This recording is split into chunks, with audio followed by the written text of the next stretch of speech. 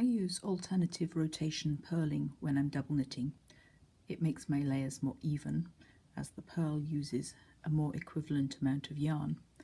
And by that I mean, here is my purl stitch, and instead of taking the yarn over and around, I take the yarn under and up.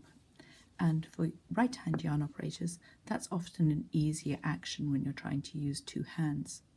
But when you're working flat, as you do at the start of the sock, it does mean the stitches that were made by purling on the previous row are now going to be facing the opposite way.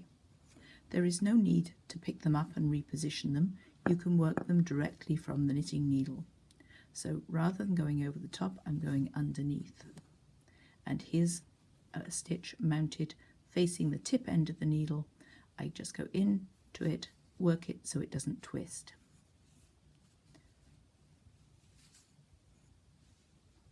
And if I didn't notice and went into this stitch, it would cause the stitch to cross.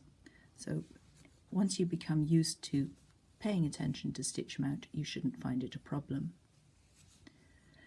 When we get to a colour change, it's still the stitches that were made by purling that are facing the other way.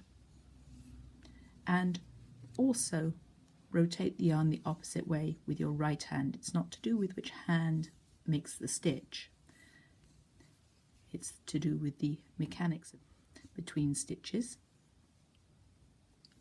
So by all means use alternative rotation purling if you wish, but just be careful not to twist the stitches.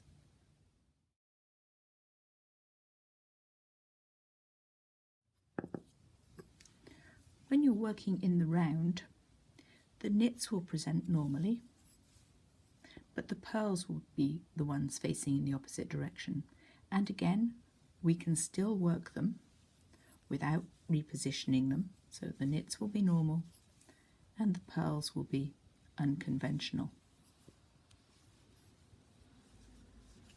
Bring the yarns forward, and as you purl the stitch, allow it to turn.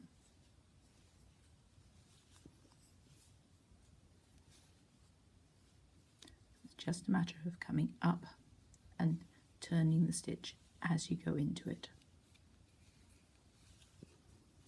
If we fail to notice this and just go in from this direction, you'll find it more difficult, and the result is that the purl stitch will have its legs crossed, and we don't want that.